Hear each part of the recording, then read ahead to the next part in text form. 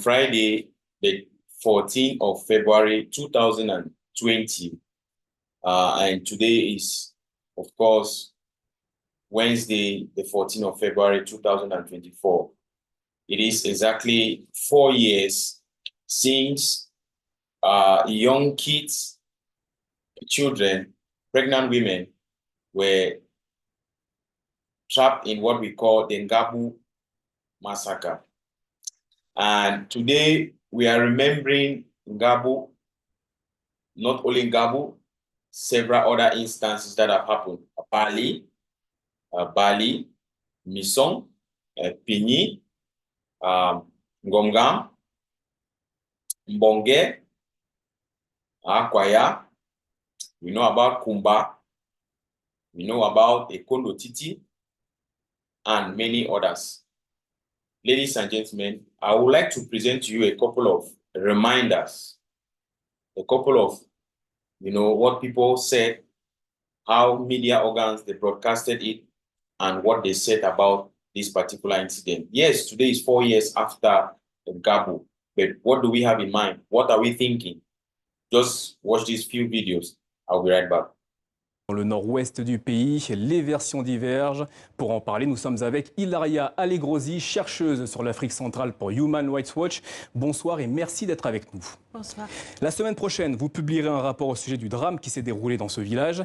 Quels sont les éléments dont vous disposez au sujet de la mort de ces civils camerounais à Ngarbuh ? Oui, dans notre prochain rapport, nous montrons comment ce qui s'est passé dans le village de Ngarbuh n'a pas été un incident malheureux, comme les autorités ont dit, mais un massacre délibéré des civils perpétré par les forces de sécurité camerounaises. Nous sommes en mesure d'apporter des éléments crédibles qui montrent que la version du gouvernement ne résiste pas à l'examen, tant pour ce qui concerne les nombres de victimes que pour ce qui concerne la dynamique de l'incident. Nous avons parlé avec plus de 25 personnes, y compris des témoins oculaires, qui nous ont dit qu'il n'y a pas eu de confrontation entre les séparatistes et l'armée. Il n'y a pas eu d'explosion de conteneurs de carburant comme le gouvernement a dit, engendrant des incendies tuant les civils. Et 3, les tueries étaient délibérées et visaient à punir la population soupçonnée d'abriter des séparatistes dans le village. Et aussi, les témoins nous ont rapporté que les militaires ont procédé à brûler les corps des victimes à l'intérieur de leur maison et nous avons pu localiser les 4 maisons où les civils ont été tués et obtenir des images satellites prises avant et après l'attaque. Et les images post-attaque montrent carrément des dommages qui sont compatibles avec les incendies et compatibles avec la version des témoins.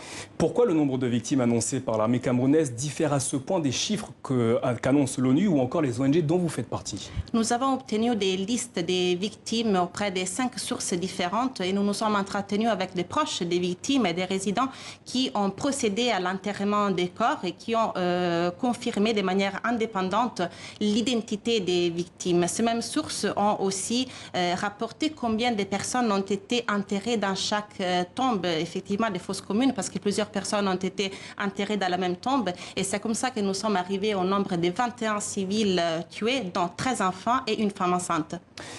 La mort de ces civils camerounais était-elle accidentelle, comme le dit l'armée ?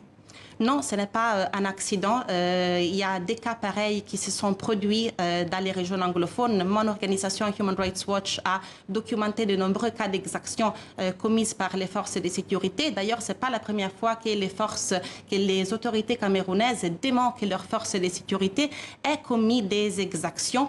Par exemple, en 2018, une enquête approfondie de Amnesty International et de la BBC avait révélé que des militaires camerounais avaient procédé à l'exécution extrajudiciaire de 2 femmes et de 2 enfants accusés d'être des membres de Boko Haram dans la région de l'extrême nord. Et le ministre de la Communication à l'époque avait dit qu'il s'agissait d'une fausse nouvelle. Mais après, 7 soldats avaient été arrêtés et leur procès en cours. Donc nier ces exactions ne fait que rajouter une couche de souffrance et de traumatisme pour les survivants. Et il est important qu'une enquête soit ouverte, indépendante sur ce massacre et que les responsables responsables soient menés en justice. En tant que chercheuse au sein de l'ONG Human Rights Watch, qu'attendez-vous avec la divulgation de ce rapport? Nous attendons qu'une enquête indépendante soit ouverte et que la lumière soit faite sur ces massacres, que les responsables soient traduits en justice. D'ailleurs, ce massacre a déjà été dénoncé largement au niveau international. La France a levé la voix, les Nations Unies ont levé la voix, les Royaumes-Unis et aussi les États-Unis pour dire trop, c'est trop. Et je pense qu'ils ont lancé un message très fort, mais les déclarations ne suffisent pas. Il est important que les partenaires du Cameroun qui entretiennent une coopération militaire avec le pays puissent au moins arrêter cette coopération militaire avant que les résultats de l'enquête ne soient fournis et soient publiés. Merci Ilaria Legrosi. Je rappelle que vous êtes chercheuse sur l'Afrique centrale pour l'ONG Human Rights Watch et que vous publierez un rapport la semaine prochaine au sujet du drame de Ngarbuh dans le nord-ouest du Cameroun. Merci à vous. Merci. In a statement released on Tuesday, Cameroon's presidency said 3 soldiers, along with members of a vigilante group, had stormed a separatist rebel base, killing 5 people before discovering that 3 women and 10 children. Hello everyone and a warm welcome. Thank you very much for joining us on the program. Now, a damning admission of guilt in Cameroon, where government authorities have admitted that soldiers acting alongside a militia shot dead 13 civilians, including 10 children in the northwest of the country in February. Officials had initially denied the army was involved in the killings in Ntumbo. In a statement released on Tuesday, Cameroon's presidency said 3 soldiers, along with members of a vigilante group, had stormed a separatist rebel base, killing 5 people before discovering that 3 women and 10 children were killed in court, end of court, rather. In the firefight, it suggested the deaths were accidental, but soldiers tried to cover them up. The February 14 massacre in the village of Ntumbo in the country's northwest region stirred huge public reactions and condemnation. The United Nations, on its part, described it a shocking episode in the ongoing crisis that has afflicted Cameroon West and Southwest regions for the past 3 years.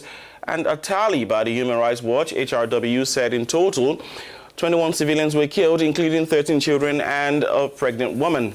Its version had blamed the attack on at least 10 troops from an elite army unit who were backed by at least 30 armed Fulani militiamen. All of this the government had denied, particularly that the army was involved. But President Paul Biya responded by ordering an investigation. And now, what do we have? A U-turn for the government, perhaps an embarrassing one, which still leaves doubts about the official version. For more on this, though, we are now being joined by African News' Natalie Wakam. Natalie, we would obviously I'd love to have you here in the studio, but indeed not a very easy one, especially during this coronavirus times. But this is some new twist to the February massacre in Cameroon. Tell us, what more do you know? What more do we know about the conclusions of the investigations launched by the Cameroonian head of state? Bonjour Jerry. Le communiqué publié par le Hello, Jerry. Firstly, note that the communiqué issued by the Secretary General at the Presidency of the Republic, Ferdinand Gongo, specified the reasons that led soldiers to the village of Ngarbuh on the day of the tragedy. It said that the village had become, according to the Commission, a host center for the separatists and a center for supply of weapons. On the basis of this information, a small group of the army, accompanied by 4 members of a local militia, went to the village to neutralize the secessionists. An exchange of gunfire later took place, resulting in civilian casualties, 3 women and 10 children. The panic-stricken Cameroonian soldiers and militiamen then set fire to cover up their blunder, and these findings led to the reopening of legal proceedings against the soldiers concerned, which has already been made available to the Ministry of Justice, and the fugitive militiamen are currently being sought. And finally, Cameroonian authorities have decided to give a dignified burial to the victims and finalize findings necessary for the establishment of the truth, it said. Natalie, a terribly interesting development there, I must say. Obviously a sad one for the victims and their families, particularly knowing this time again we have the Cameroonian army in its raid, yet again, we should say. Indeed, Jerry, it is worth pointing out that every time the army has been accused of misconduct or extrajudicial executions, many Cameroonian authorities have gone to great lengths to accuse international and local non-governmental organizations and even some private media of indicting the so-called professional army. In the case of Ngarbuh, for example, the Minister of Communication, René Emmanuel Sadi, called the Human Rights Watch report totally unfounded and biased. There is also the story of two women and their very young children killed by Cameroonian soldiers at close range in the far north region, and which had provoked a slight stir in the country. It must be acknowledged that the 7 soldiers were subsequently charged. In any case, it is truly unusual to see Cameroonian government taking a position that admits the responsibility of its soldiers in a tragedy, and some reactions seem to note a turning point in the communication on such incidents.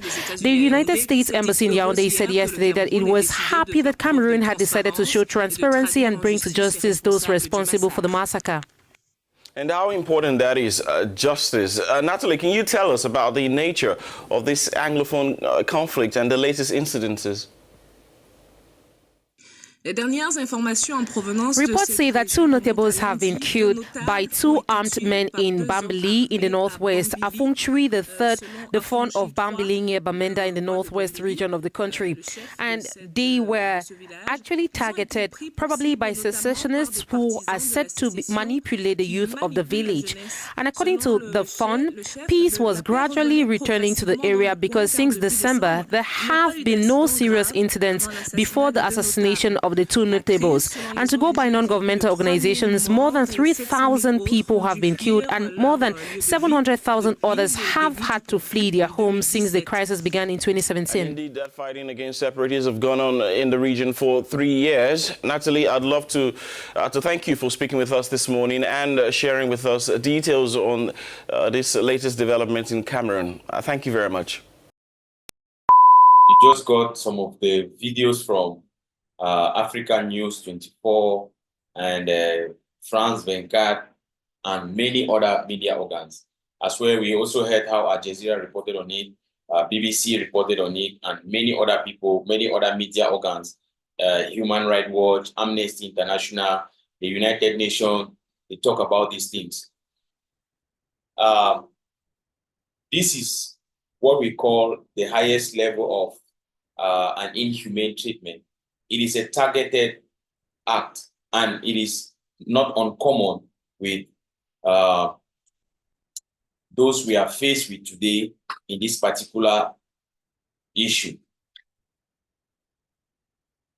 In complicity with Fulani headsmen, the soldiers of French Cameroon, they carry out this particular attack. And the government spokesperson, René Emmanuel Sadi, he came out, he said it's an unfounded incident. Remember, it happened on Friday around 3 a.m., from 3 a.m. to 5, right?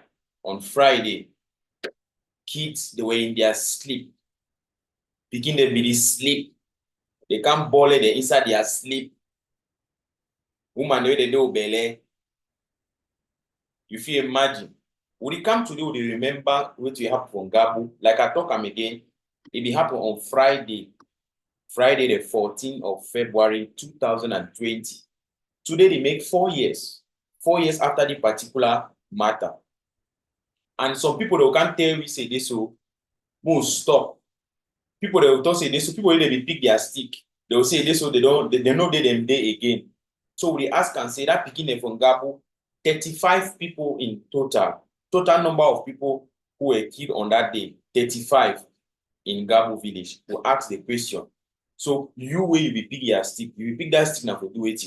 I just play this video so that Muna see, so that Muna know, so that Muna understand the situation and the level for thing we dey inside. And come rain, come shine, is going to be practically impossible for us to say, oh, we will let these things slide. My dear viewers, it is a hard nut to crack. When we got news of this particular incident, everybody was shocked. But this is the journey of a people who have decided to take their destiny into their own hands. The question you ask is, what can a kid do? What can a pregnant woman actually do? Can they harm a fly? Can they really harm a fly? Are you sure? Is that possible? Can a pregnant woman harm a fly? Can a kid, a child, you saw them, not up to 6 years old, kids of 3 years, 4 years, you saw what happened. What was their crime? What was their crime? You know exactly these things. I'll bring more to you. I'll bring more to you to make you understand, to raise your awareness of what we are into and where we are going to. It's high time you started thinking. Those of you who say you're fighting for justice, the question remains, those who carry out that particular mission, we heard that some of them, they got arrested and all the like. Nobody has ever heard about them anymore. You think they don't know what they are doing? They know exactly what they are doing. Thank you for watching. I'll be right back.